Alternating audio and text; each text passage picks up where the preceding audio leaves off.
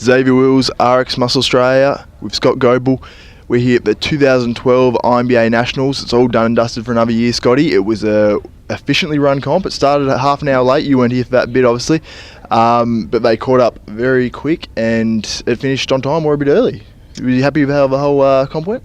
Yeah, absolutely. I got a message from my figure girl that was competing that it was actually running early. So if I wanted to see her, I had to get down here nice and quick. So I managed to time my arrival to dodge the male fitness models. I was pretty happy about that, and I saw a really good show.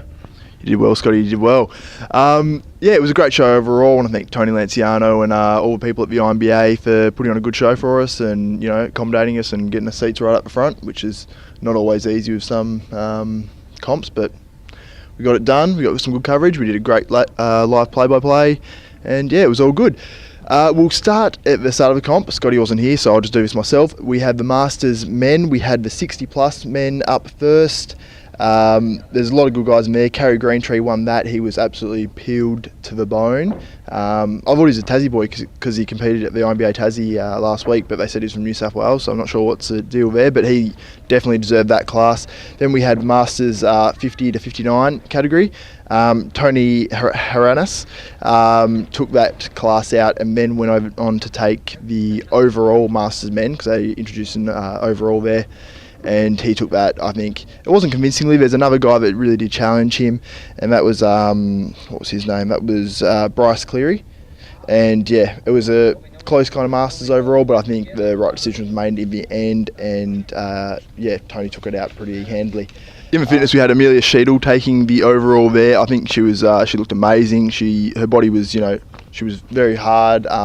We kind of wondered, well, you didn't wonder, but me and John wondered if she would be too hard even for the class, but I think she looked awesome. She's very confident. She knew she had a good butt. She knew she had good body everywhere, basically, and she showed it off, and she deserved the class. And this is where you come in, Scotty. You came in about the teenage men.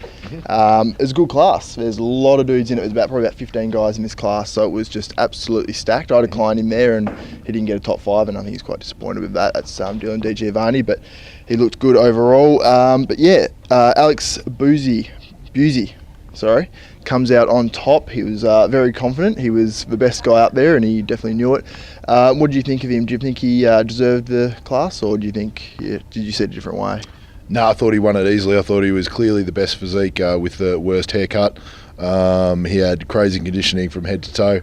The guy who came second was very good, had some really good legs, but he just couldn't hang with Alex in the upper body. Yeah, I thought it was close between second and third in that class. I think, you know, Brady McMillan looked really good, and I probably had him in second, but perhaps his arms kind of let him down a little bit. But yeah, Zach Poulos obviously came out in second and looked terrific. And then from then on, we had the junior men come out, and this was pretty much a one-man race. We had PJ Lee coming in like a freak, 20 years old, probably the best legs of the day, really, or very close to it. What do you think of PJ? I thought he could have been better. He was a little bit soft. His legs, you know, if you put your hand over the top of his body and you saw his legs, you'd say, oh, you know, he's in reasonable condition. But his upper body, I think, just let him down a little bit in condition. What do you think of PJ?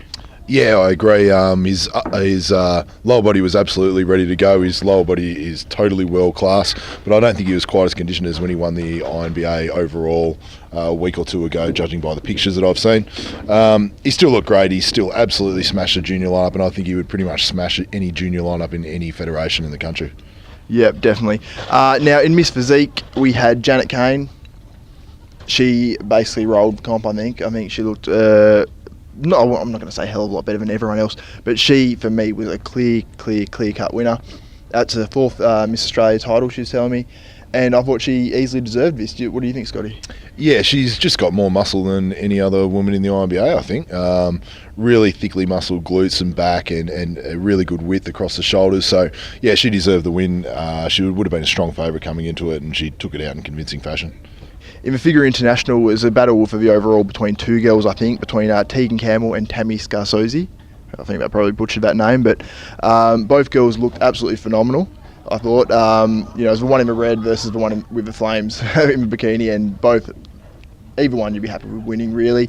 Tammy came out on top. Do you think it's the right decision? Yeah, absolutely. I thought Tammy was the best female body on stage today.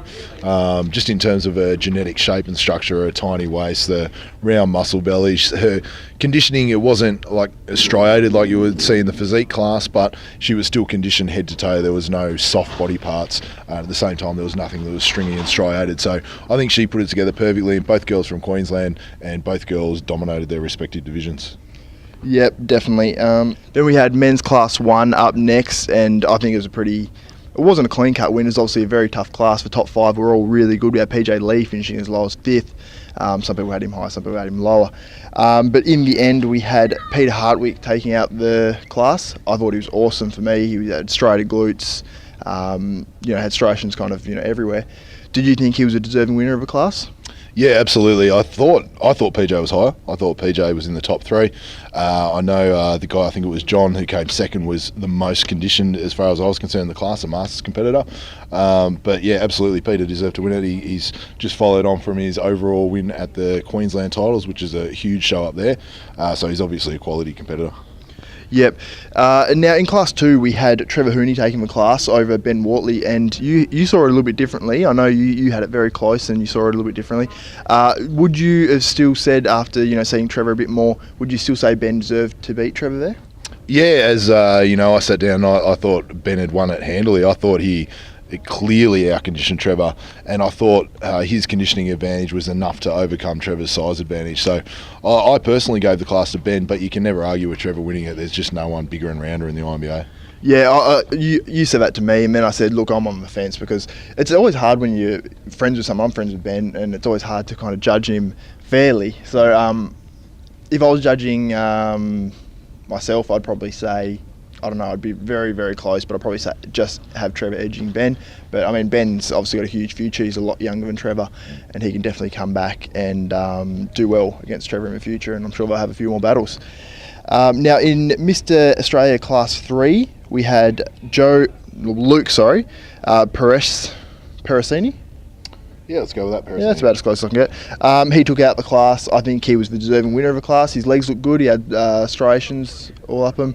And then we had Joel Bushby coming in second. I think he's very symmetrical, small waist, nice shapes, and he seemed to get harder as he posed in some of the other classes, but he came back for this class, and I think he was a little bit more watery or something. Did you see the class going pretty much that way? Yeah, I thought Luke had the best conditioning, and that's what got him over the line. Again, it was the Queenslanders that really brought it and finished top 2. Yep. Now, in Mr. Australia Class 4, we had Jack Miles taking the class, but it wasn't as convincing as we thought it might be when he first came out, because he came out and we said, look, this guy's good, he's hard, he's big. But he clearly faded. He was having some maybe cramping issues or fainting issues or what, I don't know what it was, but he was clearly struggling up there. And Ben Milgate, your boy, made some ground on him, but obviously it wasn't enough to upset him. Did you think it was a fair decision in the end, considering he was obviously having a hard time posing? Yeah, he got through it. He was struggling after just a round or two of comparisons, but he was the hardest guy on stage, and he was the most symmetrically muscled, I suppose you'd say. Benson's really wide, has great legs, but he doesn't have the torso thickness of Jack. So, yeah, Jack for me won it clearly, and it was really a competition for second after that, and I thought Benson nailed that down pretty well. Yeah, I think Benson was a deserving second place finisher. If Benson can pack a bit more muscle on that upper body of his, he'll be dangerous, because he came out and his legs, they're pretty freaky. Yeah, he's got freaky body parts and no one's wider. But yeah, he's just got to build that thickness through the torso. Yeah, that's right. Then we moved on to the overall, and Trevor Hooney obviously came out on top, but it wasn't without controversy. It was a close overall, in my opinion. We obviously had Trevor Hooney in Class 2 taking it out, but the Class 1 winner definitely challenged him, and that was, what was his name? Peter Hartwick, yeah. He challenged him. I mean, he was obviously a lot harder than Trevor. Who would you have given that overall decision to? Yeah, I wouldn't have given it to Trevor. I didn't give Trevor any of his wins today, and I like Trevor. And he's the biggest guy in the show, and he doesn't have a single weak body part. But I thought conditioning was the key to victory here, and I would have given it to Peter. I maybe would have even given it to Jack over Trevor, but he took it out, and look, you can't argue with it. He had the size, he had the symmetry. Yeah.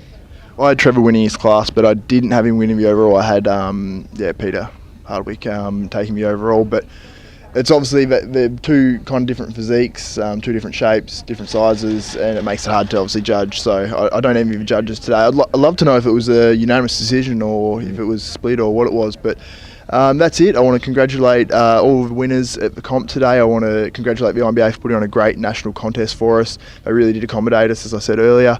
And for Scotty Goble and Xavier Wills, that's it from the 2012 INBA Nationals. Xavier Wills, aprox Australia.